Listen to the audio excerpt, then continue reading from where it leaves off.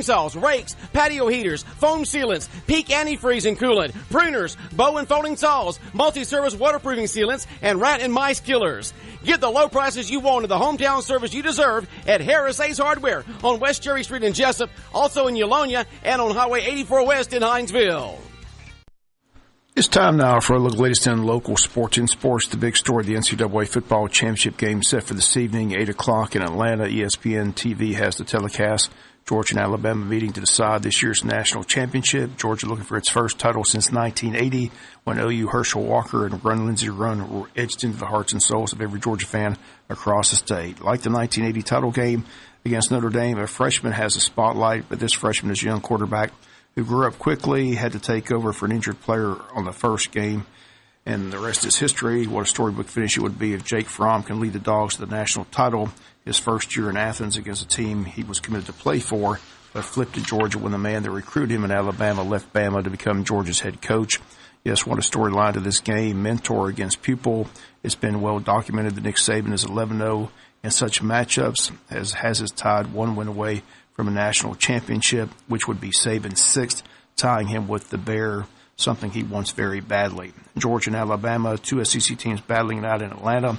New stadium, oddsmakers like Saban have the Tide favored by just a field goal. Who can blame them? Look how they manhandled Clemson in the semifinal game.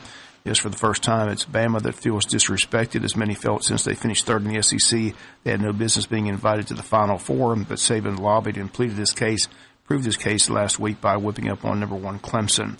This will be a fun game to watch, definitely a defensive battle. Should be a low-scoring game. As always, a team that makes the fewest mistakes most likely wins. Looking at it all season and all weekend, I just see Georgia's Nick Chubb, Sony Michel, and DeAndre Swift making enough plays to get Georgia winning this game. Nick Chubb and Sony Michel came back for their senior season, the season with the rookie coach. They could have easily said, I'm headed to the NFL for the money and walked away. No one could have blamed them, but they came back for a reason. An SEC title and national championship ring are good reasons. With just one game left, I just see them willing their way to this victory. I like 17-10 because that's the final score from the win over Notre Dame. Heck, if we want a storybook finish, let's make it a great story. 1980 champions, 17-10 over Notre Dame. 2017, 17-10 win over Alabama. Again, enjoy the game. Go Dogs. It's been a long time coming. And it kicks off tonight, 8 o'clock. ESPN TV has the telecast. NFL football wildcard weekend saw both the Falcons and the Jaguars move on. 3-1 on the picks in week one. The Tennessee Titans came back and knocked off Kansas City to prevent a perfect 4-0 start. On Saturday, Tennessee nips Kansas City in Kansas City 22-21. They head to New England on Saturday to take on the Patriots. Saturday evening, the Falcons get the job done, beat the Rams 26-13. Now we'll play at Philadelphia, the number one seed in the NFC. And for the first time in NFL history, the Falcons are the odds makers favorite on the road against Philadelphia, number one seed in the playoffs. More on that later in the week.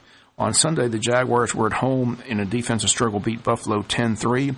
Quarterback Blake Bortles threw for 87 yards, ran for 88 yards, only the third quarterback to rush for more than he passed for in a playoff game in the Super Bowl era. Good company, the other two, Bob Greasy and Michael Vick. After the game, we caught up with the lone bulldog on the club, Avery Jones, defensive lineman, who talked about the excellent defense on Sunday in shutting down LaShawn McCoy of Buffalo. Avery, giving up just 3 points in the playoff game, though, what's that say about this defense, how dominant it can be? Just saying that we're going to be dominant at all times and let people know that the regular season wasn't a fluke. We just didn't run against teams that were bad or anything like that. This defense is for real, and we're going to make a run with it. As you mentioned, Shady McCoy looked like he was healthy. You know, you're all expecting him to be healthy, and it looked like y'all did a great job of shutting him down and shutting down this whole offense for most of the day. So how do you attribute that? Just hard work. And a great job by our coaches putting us in position and letting us know things we need to know for the game. And then just guys doing their individual film study and their individual preparation really just speaks for the team. You know, everyone locked in and they did what they had to do to get this victory. Been here a while. How about that home crowd? What do you think about the crowd? I mean, this is the first time ever where I've been out to pregame warm-ups and more than half of the stadium was already full. So that was a big thing to me. So I love it. I hope to continue to keep seeing it. Georgia tomorrow against Alabama. Got to ask you about that. Dogs got a shot. You got the Georgia on. I'm asking the Georgia Bulldogs. What I say about this is, you know more than I do. Georgia's going to win. That's my belief. I'm not going to be surprised because, I mean, Nick Chubb and all those boys came back for their same year. I mean, you don't pass up millions of dollars if you're not going to the national championship. So they came back with a plan and they accomplished it, and I just can't wait to see them do their thing. You going to get a chance to watch it? Oh, I'm going to the game. I'll be there. You're going to be in Atlanta? Mm-hmm. On the sideline? No, I'm being the stands. I like to be around the fans. I love the feeling. I didn't get to sit in many seats during home games, stuff like that. So I like to sit around the fans and really learn the chants and all that stuff. Okay, man. Congrats on the big win. Thank you. And again, those come as Avery Jones, Jacksonville Jaguars. Again, more from the Jags locker room tomorrow here on Local Sports. Final game Sunday, the Saints beat the Panthers 31-26 in a shootout.